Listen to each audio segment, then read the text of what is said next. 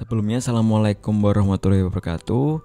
Saya Ridwan Dwi Irawan MKOM ingin menjelaskan perbedaan antara kabel straight dan kabel crossover pada kabel unshielded twisted pair.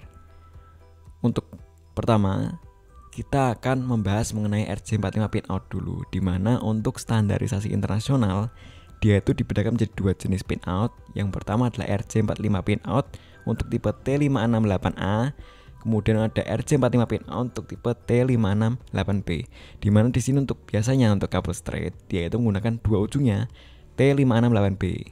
Kemudian untuk yang kabel cross, satu ujungnya itu menggunakan T568A, satu ujungnya itu dia menggunakan T568B.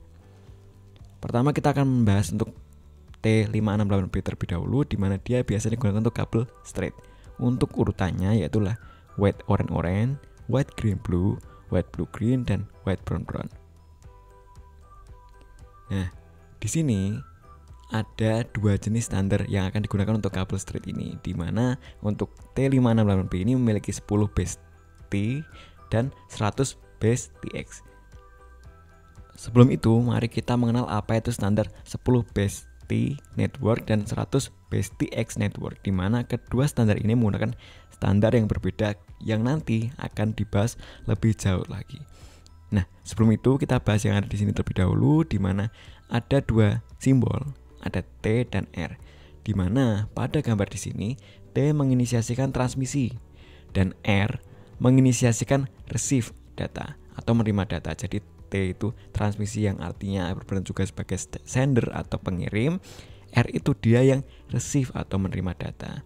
Nah, pada tampilan di sini transmisi akan dihubungkan dua jenis perangkat yang berbeda, di mana di sini ada laptop yang akan berperan sebagai media dependent interface atau MDI, kemudian ada hub yang berperan sebagai media dependent interface crossover atau MDIX. Jadi beda ya, di sini nanti kita akan bahas lebih jauh lagi bedanya.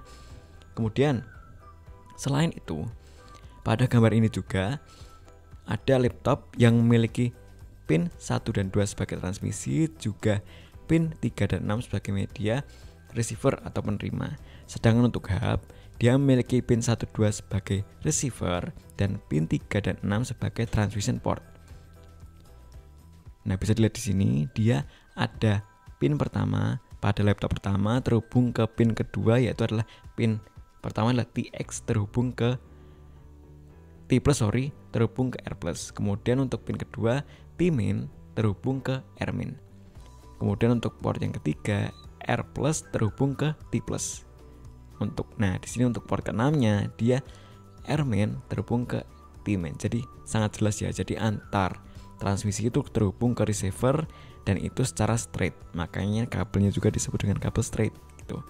Nah, masalahnya akan muncul ketika kita ingin menghubungkan perangkat yang memiliki jenis yang sama, misal MDI atau media dependent interface dengan media dependent interface juga, misal laptop ke laptop, ataupun media dependent interface crossover ke media dependent interface crossover yang lain. Jadi MDIX terhubung ke MDIX itu. Makanya di sini ada standar baru yang menghubungkan T568B ke T568A yang disebut dengan kabel crossover. Nah, di sini ada dua perangkat yang terhubung, di mana ada laptop ke laptop. Nah, untuk pin pertama dia itu ada T+ yang dia nggak straight lagi tuh. Jadi dia di sini itu kita tuker T+ dia terhubung ke R+ yang ada pada pin 3 laptop 2. Kemudian untuk laptop 1 pin 2 itu ada T-min yang terhubung ke pin 6 pada laptop 2, yaitu adalah R-min. Untuk pin 3 pada laptop 1 dia terhubung dari R+ ke pin 1 laptop 2 T+. Kemudian ada pin 6 R-min terhubung ke pin 2 atau T-min pada laptop 2. Jadi dia modenya di cross seperti itu. Lanjut. Nah, tadi kan kita udah selesai bahas untuk yang 10 base T atau biasa kita kenal dengan gigabit Ethernet. Itu tidak hanya menggunakan 2 pair aja. Kalau tadi kan yang 10 base tadi kan dia transmisi nanti dihubungkan ke receiver dan sebagainya. Tapi di sini kita menggunakan 4 pair, di mana nanti contohnya di sini adalah data A+ dia terhubung ke data B+. Jadi dia satu pasang yang bentuknya itu bukan komunikasi aja tapi udah berbentuk data. Jadi data A+ pada pin 1 laptop 1 terhubung pada data B+ pin 1 laptop hub sebagai media MDIX. Begitu juga dengan misalnya kita berkaitan dengan pin 2 DA main ke pin 2 pada hub dengan DB main dan sebagainya. Jadi semuanya terhubung. Misalnya DB plus pin 3 laptop 1 terhubung ke DA plus pin 3 pada hub dan sebagainya. Jadi semuanya itu dia masih straight. Namun dia bukan berbentuk sebagai transmisi ke receiver tapi menjadi satu ketuaan, yaitu adalah data.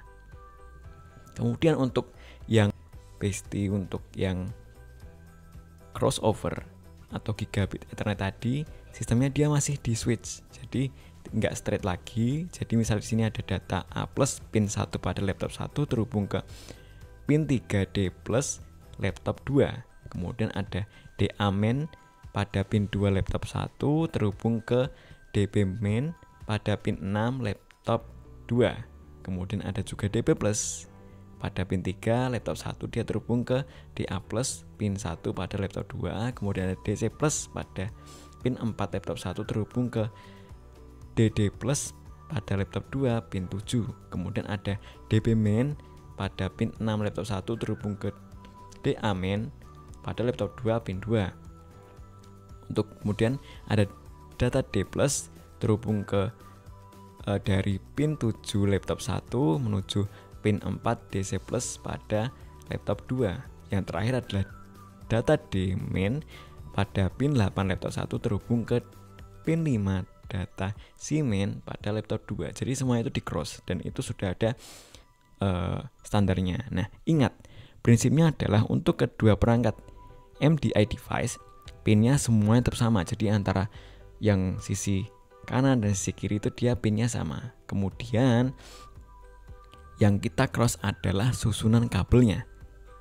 Dia di sini akan istilahnya bentuknya pair atau bentuknya data, bukan berbentuk antara transmisi ke receiver, tapi dia bentuknya adalah data keutuhan yang dihubungkan antar perangkat, baik itu MDI ke MDI ataupun MDIX ke MDIX. Jadi karena di sini cross, jadi hubungannya dia dua perangkatnya harus sama jenisnya gitu. Contohnya misalnya ke hub, terus router ke router, PC ke PC dan lain sebagainya.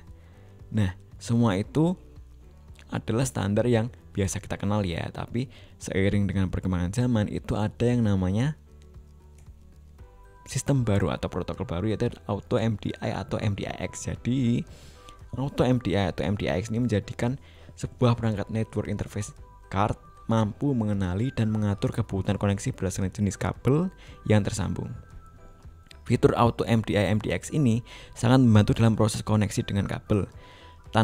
Kalau misalnya kita tidak menggunakan Auto MDI atau MDIX, maka kita akan kesulitan. Jadi misalnya nanti ya kabel cross itu harusnya perangkatnya untuk yang perangkat sama, misalnya MDIX connect ke MDIX, MDI connect ke MDI.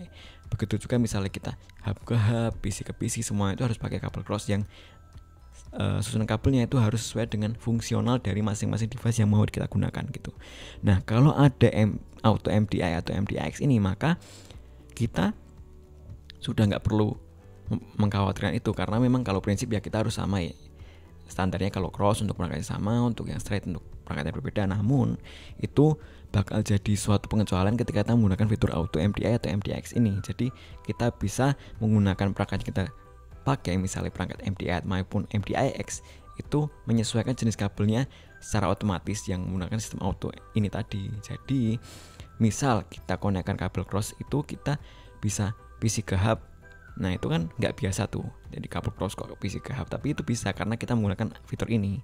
Atau misal kita tidak menggunakan warna tertentu, misalnya untuk warna coklat kita gunakan untuk standar yang cross, nah itu bisa. Jadi semua itu bukan tidak berjalan, tapi karena ada definisi dari Auto MDI MDX ini, jadi si device ini sudah pintar untuk menentukan nanti misalnya port ini kemana.